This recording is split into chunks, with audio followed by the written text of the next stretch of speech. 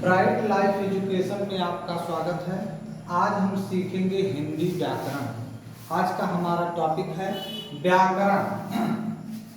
व्याकरण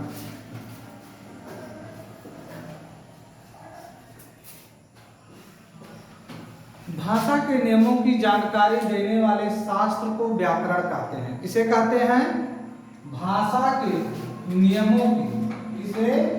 भाषा के नियमों की, भाषा के नियमों की जानकारी, भाषा के नियमों की जानकारी देने वाले शास्त्र को, किसको?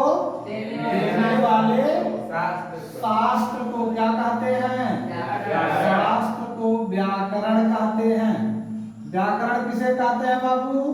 भाषा के नियमों की जानकारी देने वाले शास्त्र को व्याकरण कहते हैं। किसे कहते हैं? भाषा के नियमों की जानकारी देने वाले शास्त्र को व्याकरण कहते हैं। भाषा के नियमों की जानकारी देने वाले शास्त्र को व्याकरण कहते हैं।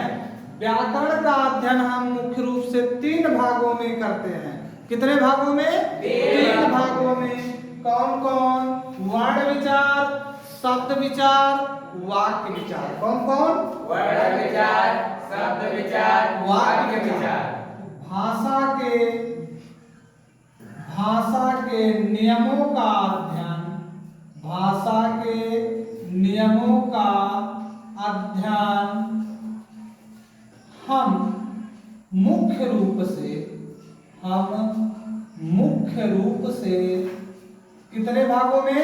3 भागों में। 3 भागों में, मुख्य रूप से 3 भागों में करते हैं। कई भागों में? 3 भागों में करते हैं। पहला है वर्ण विचार। पहला क्या है? वर्ण विचार। वर्ण विचार। दूसरा है शब्द विचार। दूसरा क्या है? शब्द विचार। शब्द विचार। और तीसरा है वाक्य विचार। क्या है? वाक्य विचार। कौन सा? वाक्य विचार। पहला आपका क्या है? वर्ण विचार। दूसरा है शब्द विचार और तीसरा क्या है? वाक्य विचार है। आगे देखेंगे वर्ण किसे कहते हैं। क्या देखेंगे? वर्ण किसे यानी हम कहते हैं? देखेंगे वर्ण विचार। और वर्ण विचार में हम आज सीखेंगे वर्ण क्या है। क्या सीखेंगे? वर्ण विचार। तो पहली हेडिंग आप डालेंगे क्या? वर्ण विचार। वर्ण विचार। और वर्ण विचार में हम सीखेंगे वर्ण। क्या सीखेंगे? वर्ण। हेडिंग आप डालेंगे वर्ण। देखिए वर्ण क्या है? एक तो सामान्य सी परिभाषा है कि अखंड मूल ध्वनियों को वर्ण कहते हैं। किसे कहते हैं? अखंड मूल ध्वनियों को वर्ण कहते हैं। अर्थात जिनके टुकड़े नहीं किए जा सकते हैं उन्हें वर्ण कहते हैं। तो हम लिख सकते हैं कि अखंड मूल ध्वनियों को, अखंड मूल ध्वनियों को, ध्वनियों को वर्ण कहते हैं। वर्ण कहते हैं। वर्ण किसे कहते हैं? अखंड मूल ध्वनियों को वर्ण कहते हैं। अखंड मूल मतलब जिनके टुकड़े नहीं किए जा सकते, जिनको तोड़ा नहीं जा सकता, उन्हें क्या कहते हैं? वर्ण कहते हैं। अपना हम लोग एक परिभाषा और जानेंगे। कौन सी परिभाषा? भाषा का मौखिक रूप ध्वनि होती है। भाषा का मौखिक रूप क्या है? ध्वनि है। और यही ध्वनि जब लिखित रूप धारण करती है, यही ध्वनि जब लिखित रूप धारण करती है तो उसे वर्ण कहते हैं। किसे कहते हैं? वर्ण। हाँ, कहने का मतलब है भाषा की सबसे छोटी सबसे छोटी मौखिक इकाई कौन सी इकाई? मौखिक इकाई क्या है? ध्वनि है। भाषा की सबसे छोटी मौखिक इकाई ध्वनि है। क्या है बाबू? ध्वनि है। ध्वनि है। यही ध्वनि जब कौन सा रूप? लिखित रूप धारण करती है। यही ध्वनि जब लिखित रूप कौन सा रूप? लिखित रूप धारण करती है।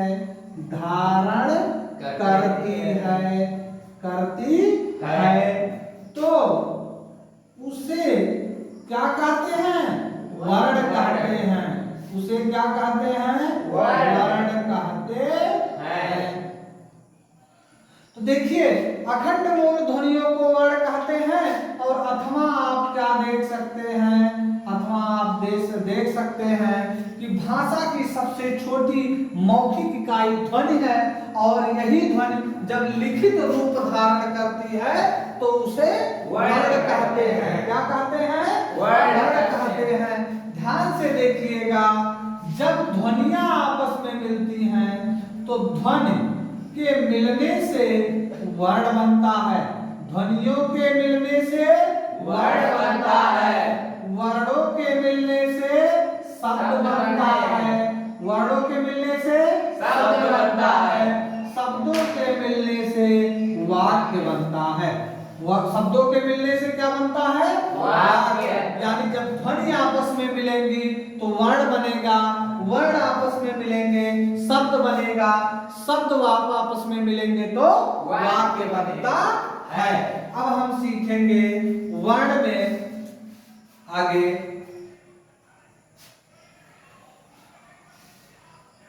वर्णमाला। क्या सीखेंगे? वर्णमाला। वर्णमाला।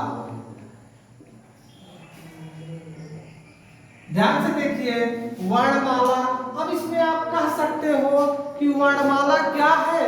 वर्णमाला वर्णों का सार्थक समूह है। वर्णमाला क्या है? वर्णों का सार्थक समूह है। हम कह सकते हैं कि वर्णों के सार्थक समूह को, किसको? वर्णों के सार्थक समूह को, वर्णों के सार्थक समूह को क्या कहते हैं बाबू? वर्णमाला कहते हैं। वर्णों के सार्थक समूह को वर्णमाला कहते हैं। आपसे कोई पूछेगा मान लीजिए कि वर्णमाला किसे कहते हैं, तो आप क्या बताओगे? बताओगे वर्णों के सार्थक समूह को वर्णमाला कहते हैं। पूछेगा आपसे वर्ण किसे कहते हैं, आप बताओगे अखंड मूल ध्वनियों को वर्ण कहते हैं। आपसे पूछेगा व्याकरण क्या है, आप बताओगे भाषा के नियमों की जानकारी देने वाले शास्त्र को क्या कहते हैं? व्याकरण कहते हैं। भाषा के नियमों की जानकारी देने वाले शास्त्र को व्याकरण कहते हैं। व्याकरण का अध्ययन कितने भागों में किया जाता है? 3 भागों में किया जाता है। वर्ण विचार, शब्द विचार, वाक्य विचार। वर्ण विचार क्या है? इसके अंतर्गत आता है वर्ण। और वर्ण के बारे में वो आप बताएंगे कि अखंड मूल ध्वनियों को वर्ण कहते हैं। या आप बताएंगे कि भाषा की सबसे छोटी मौखिक इकाई ध्वनि है। और यही ध्वनि जब लिखित रूप धारण करती है तो उसे वर्ण कहते हैं। जब यह ध्वनि कैसे रूप लिखित रूप धारण करती है तो उसे वर्ण कहते हैं। ध्वनियों के मिलने से वर्ण बनता है। यानी जब ध्वनियां आपस में क्या होती हैं? मिलती हैं तो वर्ण बनता है। वर्ण जब वर्णों का मेल होता है तो क्या बनता है? शब्द बनता है। शब्दों का जब मेल होता है तो वाक्य बनता है। इस प्रकार से हम सीखेंगे वर्णमाला। तो वर्णमाला में आप क्या बताएंगे? वर्णों के सार्थक समूह को वर्णमाला कहते हैं। वर्णों के सार्थक समूह को वर्णमाला कहते हैं। अब वर्णमाला को कितने भागों में बांटा गया?